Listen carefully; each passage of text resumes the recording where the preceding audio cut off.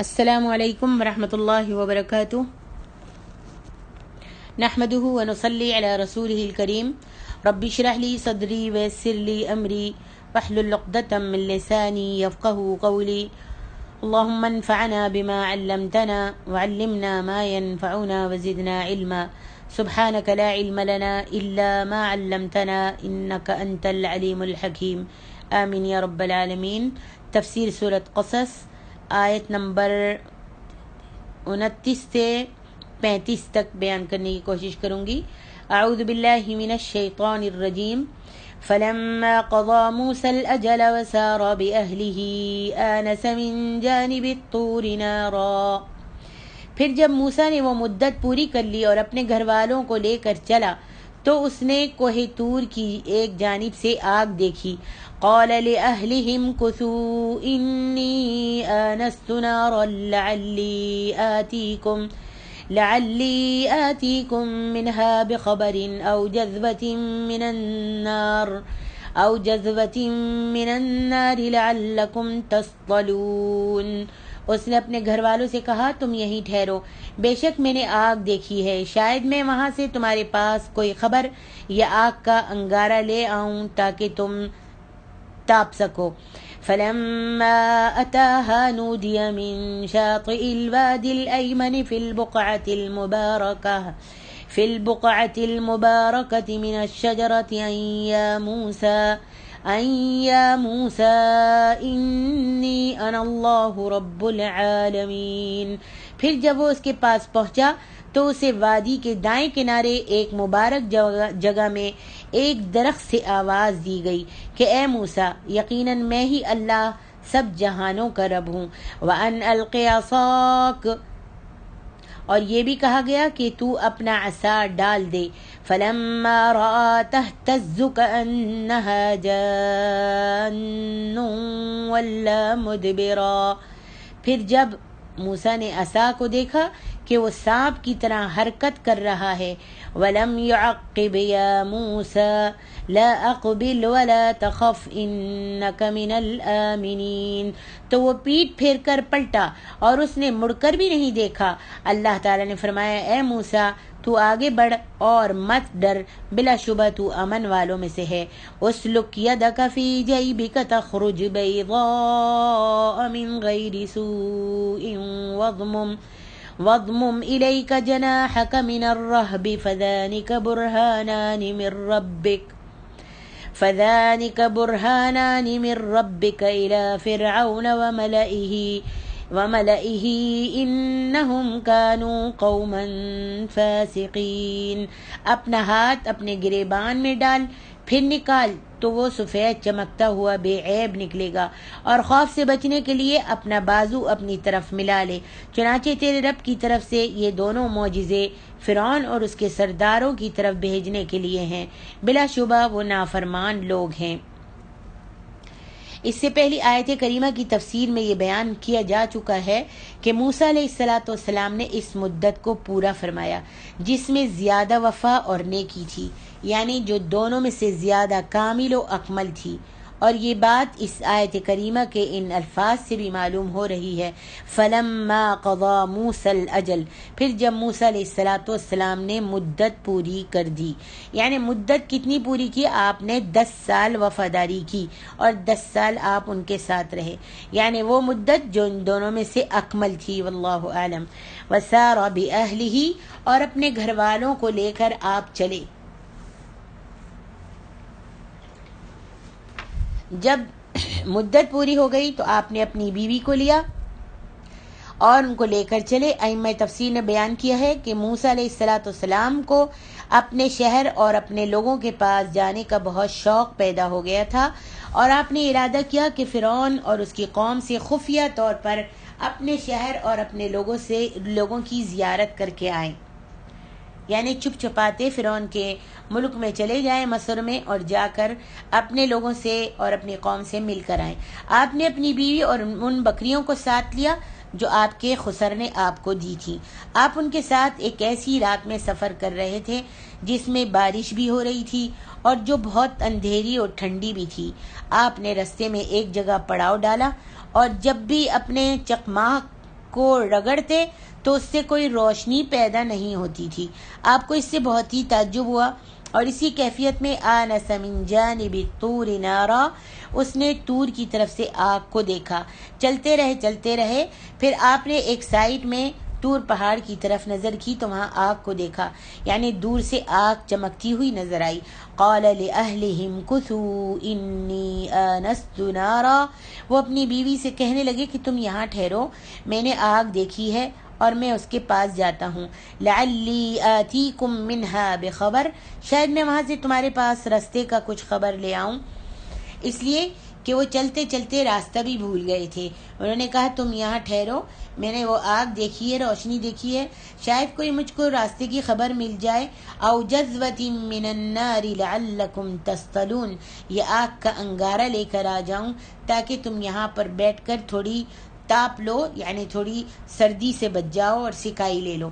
ارشاد باری تعالیٰ ہے فلما اتاها نودی من شاطئ الوادی الایمن، پھر جب وہ اس کے پاس آیا، یعنی موسیٰ علیہ السلام جب آگے آئے اور وادی کے دائیں کنارے سے آواز دی گئی، جب طور پہاڑ کے پاس آئے تو وادی کے دائیں کنارے سے آواز دی گئی، یعنی میدان کی اس جانب سے جو ان کے دائیں طرف اور مغرب کی طرف سے پہاڑ کے ساتھ ملی ہوئی تھی، جیسا کہ اللہ تعالیٰ نے فرمایا وَمَا كُنْتَ بِجَانِبِ الْغَرْبِيِّ إِذْ قَضَيْنَا إِلَى مُوسَى الْأَمْرَ، سورۃ القصص، اور جب ہم نے موسیٰ کی طرف خاص معاملے کی وحی کی تو آپ طور کی مغربی جانب نہیں تھے۔ اس سے معلوم ہوتا ہے کہ موسیٰ علیہ السلام نے آگ لینے کا قصد قبلے کی طرف کیا تھا اور جبل غربی اس کے دائیں طرف تھا، اور اس نے دیکھا کہ آگ ایک سبز درخت میں پہاڑ کی جڑوں میں اس طرف بھڑک رہی ہے جو وادی کے ساتھ ملی ہوئی ہے۔ وہ اس معاملے کو کھڑے حیرت زدہ ہو کر دیکھتے رہے کہ اللہ تبارک و تعالی نے ان کو آواز دی من شاطئ الوادی الایمن فی البقعۃ المبارکۃ من الشجرہ، وادی کے دائیں کنارے سے ایک مبارک جگہ میں ایک درخت میں سے آواز آئی، اور وہ آواز یہ تھی ان یا موسیٰ انی انا اللہ رب العالمین، اے موسیٰ بلا شبہ میں تو اللہ رب العالمین ہوں، یعنی تجھ سے مخاطب ہو کر جو ہم کلام ہے وہ اللہ رب العالمین ہے، اور وہ جو چاہتا ہے اسے کر گزرتا ہے، اس کے سوا کوئی معبود نہیں اور نہ کوئی پروردگار ہے۔ وہ اپنی ذات و صفات اور اپنے اقوال و افعال میں اپنی مخلوقات کی مشابہت سے مقدس، منزہ اور پاک ہے۔ ارشاد باری تعالیٰ ہے وَأَنْ أَلْقِ عَصَاكَ، موسیٰ علیہ السلام کے ہاتھ میں عصا تھا، لکڑی تھی، اور فرمایا اللہ تعالیٰ نے کہ میں رب العالمین ہوں، اور تو اپنی لاٹھی کو جو تیرے ہاتھ میں عصا ہے اس کو تو زمین پر ڈال دے، لاٹھی کو ڈال دے۔ وما، جیسا کہ قرآن میں فرمایا وما تلک بیمینک یا موسیٰ قال ہی عصای اتوکأ علیہا واہش بها علی غنمی ولی فیہا مآرب اخری، سورۃ طٰہٰ۔ سورۃ طٰہٰ میں آپ نے پڑھا ہے اللہ تبارک و تعالیٰ نے فرمایا اے موسیٰ یہ تیرے دائیں ہاتھ میں کیا ہے؟ اس نے کہا یہ میری لاٹھی ہے، اس پر میں سہارا لگاتا ہوں، اس سے اپنی بکریوں کے لیے پتے جھاڑتا ہوں، اور اس میں میرے اور بھی مقاصد ہیں جن کو میں پورا کرتا ہوں۔ معنی یہ ہے کہ یہ لاٹھی جسے تو اچھی طرح جانتا ہے اسے زمین پر ڈال دے۔ فَأَلْقَاهَا فَإِذَا هِيَ حَيَّةٌ تَسْعَىٰ، سورۃ طٰہٰ، جب اس نے یعنی موسیٰ علیہ السلام نے اس کو زمین پر ڈال دیا تو وہ ناگہاں سانپ بن کر دوڑنے لگا۔ اس سے موسیٰ علیہ السلام کو خوب اچھی طرح معلوم ہو گیا کہ اس سے وہی ذات پاک مخاطب اور ہم کلام ہے جو جب کسی چیز سے فرماتا ہے کہ ہو جا تو وہ ہو جاتی ہے۔ جب لکڑی زمین پر ڈالی، عصا زمین پر ڈالا اور وہ سانپ بن گیا تو موسیٰ علیہ السلام کو اچھی طرح یقین ہو گیا کہ یہ وہی ذات پاک ہے جو مجھ سے ہم کلام ہے اور جو جیسے چاہتا ہے وہ کر گزرتا ہے. جب کسی کام کے کرنے کا ارادہ کرتا ہے تو کہتا ہے ہو جا، فیکون، وہ فوراً ہو جاتا ہے. جیسا کہ سورۃ طٰہٰ میں اس کا بیان گزر چکا ہے اور آپ اس کی تفسیر پڑھ چکی ہیں. اور یہاں فرمایا ہے فَلَمَّا رَآهَا تَهْتَزُّ كَأَنَّهَا جَانٌّ وَلَّىٰ مُدْبِرًا، پھر جب اس نے اس لاٹھی کو دیکھا کہ وہ حرکت کر رہی ہے گویا سانپ ہے تو وہ پیٹ پھیر کر چل دیا. موسیٰ علیہ السلام نے دیکھا کہ اس کی حرکت بہت تیز ہے، جسم اور پاؤں بہت بڑے بڑے ہیں، منہ کھلا ہوا ہے، بڑی بڑی داڑھیں باہر نکلی ہوئی ہیں، اور یوں معلوم ہوتا ہے کہ اگر وہ کسی پہاڑ کی چٹان کے پاس سے گزرے تو اس کو نگل جائے، اور اگر کوئی چٹان گرے تو اس کے منہ میں پڑ جائے. اور وہ اس طرح مضطرب اور متحرک تھا گویا وادی میں اٹکھلیاں مار رہا ہو، اترا اترا کر ایسے مٹک مٹک کر چل رہا ہو. موسیٰ علیہ السلام نے جب یہ منظر دیکھا وَلَّىٰ مُدْبِرًا وَلَمْ يُعَقِّبْ، تو پیٹ پھیر کر چل دیے اور پیچھے مڑ کر بھی نہیں دیکھا. آپ پیچھے مڑ کر اس لیے نہیں دیکھ رہے تھے کیونکہ انسان اس طرح کے خوفناک سانپ کو دیکھ کر بھاگتے ہیں. ہر انسان بھاگتا ہے، یہ تو طبیعی بات ہے کہ کسی کے پیچھے سانپ آ رہا ہو یا سانپ کو دیکھتا ہے تو کیسے دوڑ لگا دیتا ہے. ایسے موسیٰ علیہ السلام نے بھی بغیر پیچھے مڑ کر دیکھے بھاگنا شروع کر دیا.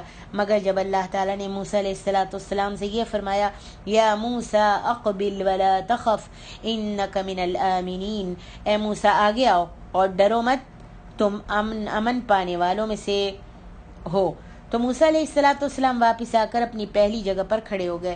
پھر اللہ تبارک و تعالیٰ نے فرمایا اسلک یدک فی جیبک تخرج بیضاء من غیر سوء. اب آپ ایسا کیجئے، یہ پہلا معجزہ آپ کو دیا گیا تھا، اب یہ دوسرا معجزہ آپ کو دیا جا رہا ہے کہ آپ اپنا ہاتھ اپنے گریبان میں ڈالیے. جب آپ ہاتھ کو ڈال کر باہر نکالیں گے تو وہ بغیر کسی عیب کے سفید نکل جائے گا، اور وہ اس طرح سے سفید ہوگا اور اتنا چمک دمک رہا ہوگا جس طرح 14ویں رات کا چاند ہو. اسی لیے فرمایا من غیر سوء، بغیر کسی عیب کے.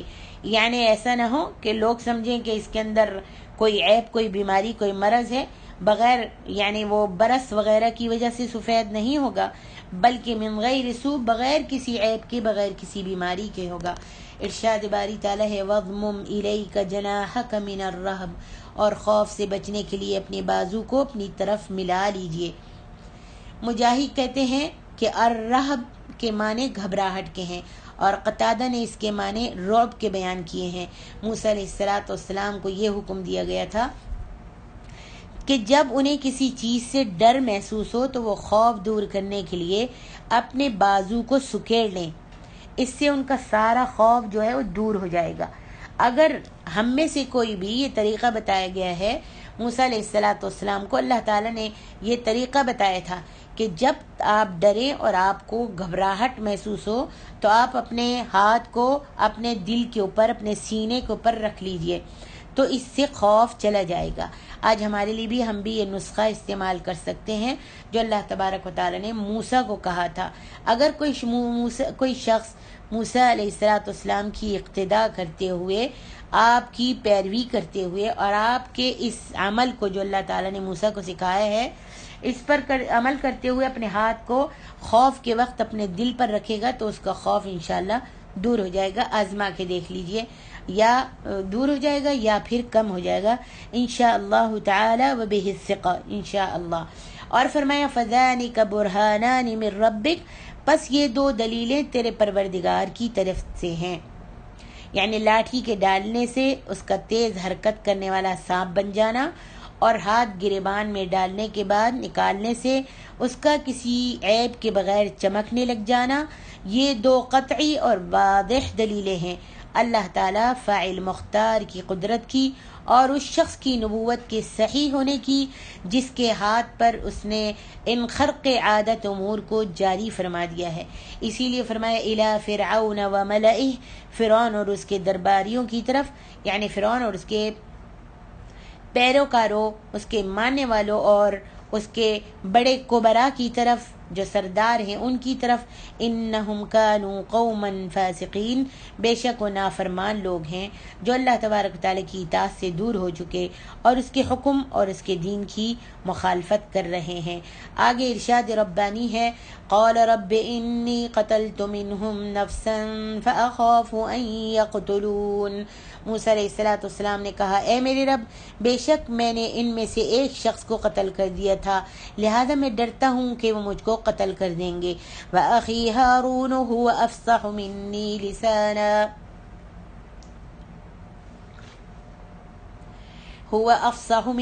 لِسَانًا فَأَرْسِلْهُ مَعِيَ رِدْ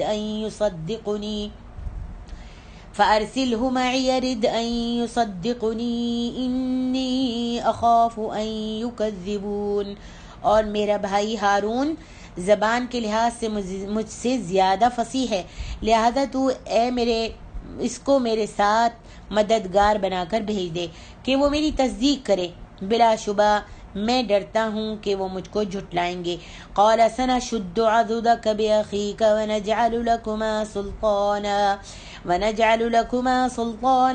فلا يصلون إليكما بآياتنا انتما ومن اتبعكما الغالبون۔ اللہ تعالیٰ نے فرمایا، ہم تیرے بھائی کے ذریعے سے تیرا بازو مضبوط کر دیں گے اور تم دونوں کو غلبہ عطا کر دیں گے، پھر وہ تم دونوں تک نہیں پہنچ سکیں گے۔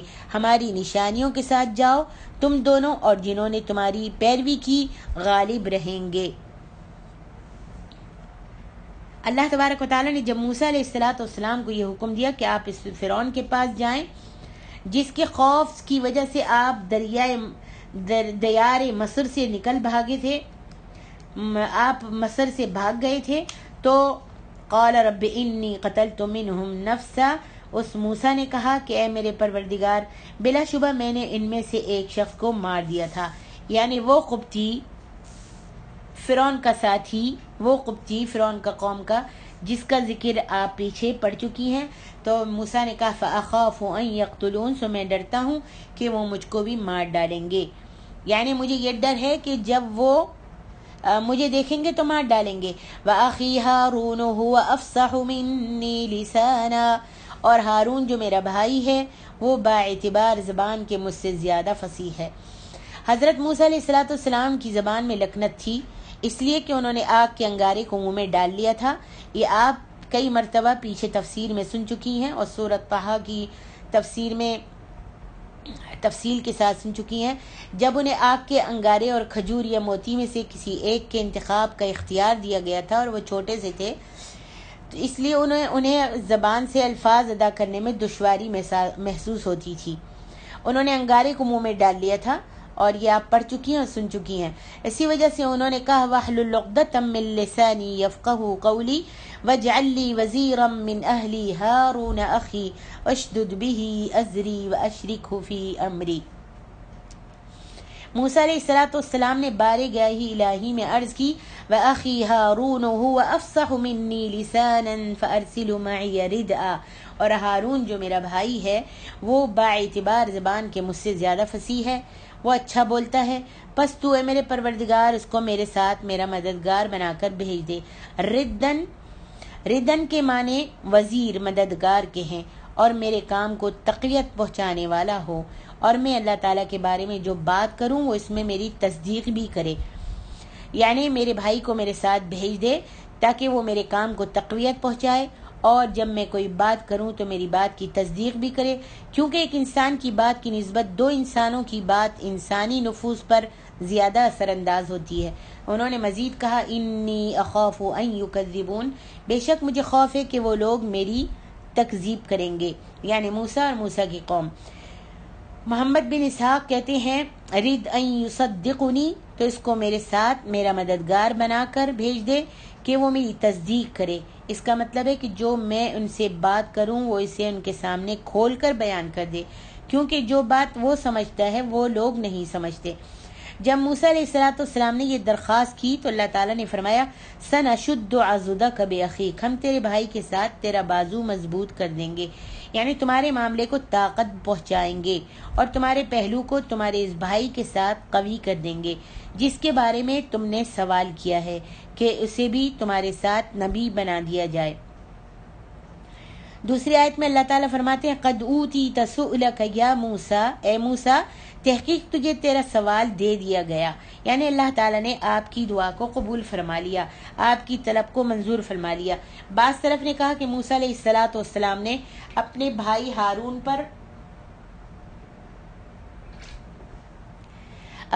ہارون پر جو احسان کیا اس سے بڑھ کر کسی بھائی نے اپنے بھائی پر احسان نہ کیا ہوگا۔ انہوں نے سفارش کی جس کی وجہ سے اللہ تعالیٰ نے ہارون کو بھی ان کے ساتھ نبوت اور رسالت سے سرفراز فرما دیا اور انہیں بھی حکم دیا کہ وہ بھی موسیٰ علیہ السلام کے ساتھ مل کر فرعون اور اس کے درباریوں کے پاس جائیں۔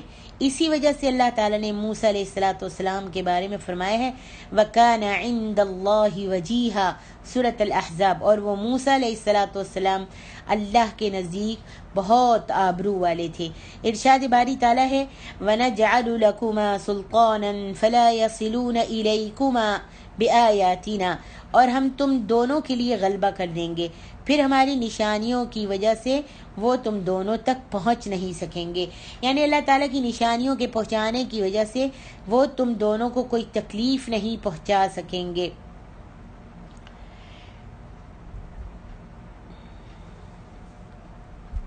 اللہ رب العالمین، اللہ تعالیٰ ہی کافی ہے سب کے لیے، جو حامی و ناصر و معین و مددگار ہے۔